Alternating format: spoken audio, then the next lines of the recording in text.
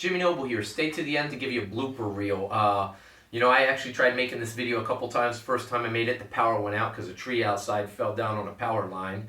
The second time I made it was I had tea lights set up while the power was out, and I went to transfer it on an SD card, butterfingered it, deleted the video, so I'm doing it again.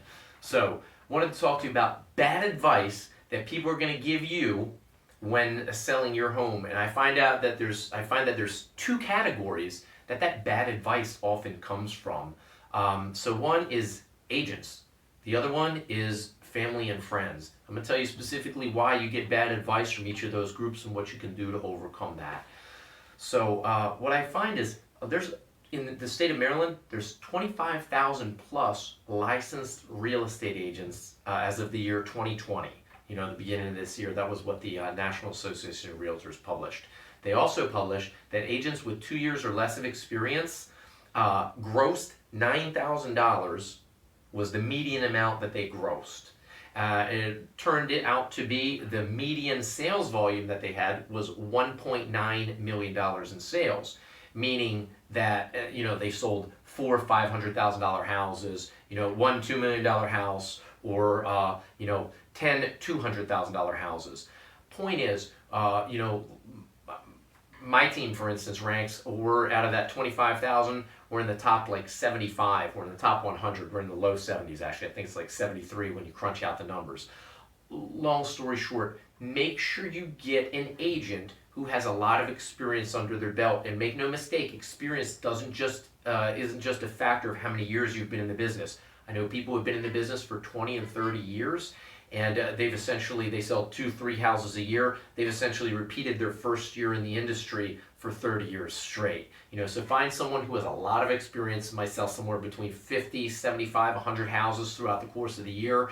That's going to be someone who has the experience. So when they give you their feedback, their opinion, they're giving you not the opinion of what they think about purple walls and canary yellow ceiling paint. They're giving you the feedback that they get from hundreds of buyers coming through the properties that they have on the market. So when I say, people tend not to like canary yellow walls, painted with a high gloss paint. I'm not telling you that because that's what I care about or like. I'm telling you that because I know that, the next 100 buyers I bring through a house, I know what feedback they're going to give me based on that item in the house that we're talking about.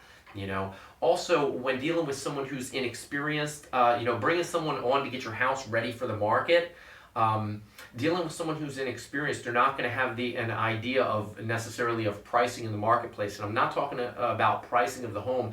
I'm talking about pricing of jobs to get things done. We work with a lot of investors, a lot of builders, so we run across a broad spectrum of pricing.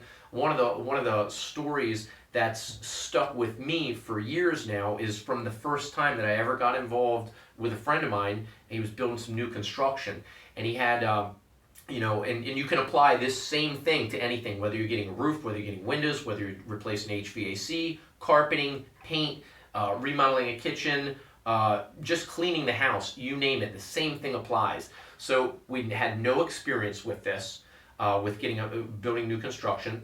So he said, okay, it's time to get the foundation done. So he calls a company, and the company comes out, estimates $40,000. Second company comes out, estimates $30,000.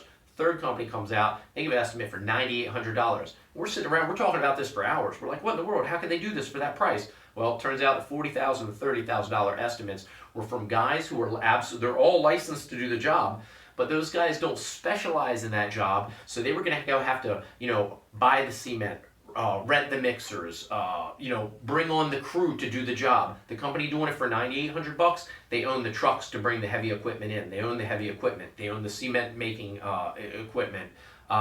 They had everyone on salary, and they actually do, I'm not going to name the company, reach out to me if you want to know the name of the company, but they do, name the builders out there. I'm not going to name them, but all the local builders. They do entire subdivisions for all of the different builders in the area. So because they do that volume, they had the ability to cut the price. It's the same way with same way with any other job that you're going to do. You're going to be able to find, through experience and having someone who's dealt with a lot of people, you're going to be able to find those good deals so you can get the same job done for, way less than what other people are paying. That's how investors make their money. So stay away from the inexperienced agents or the agents who have a lot of experience but not a lot of deals. That second group of people to stay away from for advice is going to be your friends and family. And I'm going to beat this one up a little bit, and I don't mean to beat it up, and it's not with any bad intention that these people are giving you bad advice. It's kind of, for lack of better terms, people don't want to hurt your feelings. And I always use the golden rule, put yourself in someone else's shoes and see how they would want to be treated. So when you bring a neighbor into your house and you spend 2 hours cooking a dinner for them, and they eat it and you ask them how they liked the dinner, what do you think they're going to say? They're going to tell you that they liked it, even if they didn't like it. They're going to tell you that it was great, and they're going to thank you for making them dinner. So, are they appreciative that you invited them over? Absolutely. Are they appreciative that you made them dinner? Absolutely. Are they going to give you an honest answer that on how they like the food? Probably not. You're going to get the politically correct answer on that, and that's just how human nature works. So it's the same thing. Put yourself in those shoes. Everyone here has been there before you. Have been to someone else's house and they've prepared you a meal and you ate it, whether it was good or bad. You told them that you liked it and you thanked them for it. It's just kind of how polite society works. So again, not saying anything bad about, they're not lying. They're just giving a correct answer to save someone their feelings, and that's how you act in polite society. So there's a joke I'll tell you about wallpaper. The joke in the industry says that 90% of people don't like wallpaper. The other 10% don't like your wallpaper.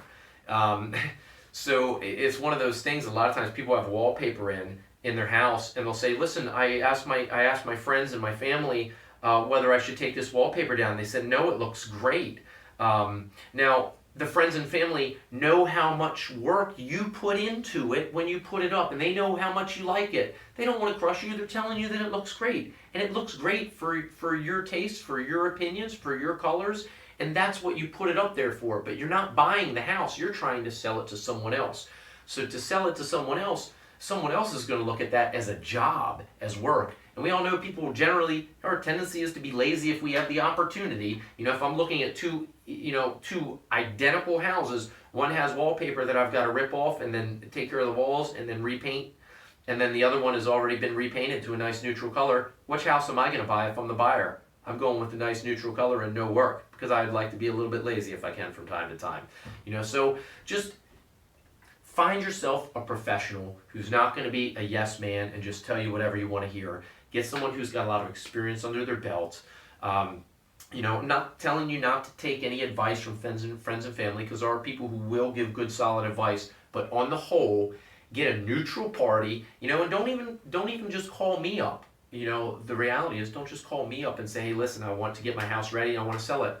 Talk to 1, 2, 3, 4 different real estate agents.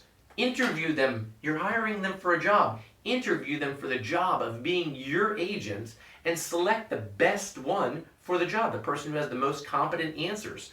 The reality is, if you talk to 2, 3, or 4 real estate agents out there in the marketplace, one of them is going to stand out and shine. And remember, that agent that you hire is going to be your voice when it's time to talk to people in the public. Ultimately, sales isn't a Jedi mind trick. Sales is nothing more than a competent, confident delivery of all the information so that the other person making the decision has enough information to move forward on making the deal or not. So it's about delivering them the information in a satisfactory manner that checks all the boxes, gives them everything they need to know to move forward on making a deal happen. So the person that you hire for the job is going to be the person that's going to be most competent. And if you interview several, I feel very confident that you'll find out, who the star is that shines amongst the group. Anyway, thanks so much for watching. Check this blooper reel out. It'll show from the 2 other times that I tried to make this video when the power cut out and then under candlelight. Thanks so much. Have a great day. Hey guys, Jimmy Noble here, team leader of the Noble Really? Did the power just go out? You gotta be kidding me.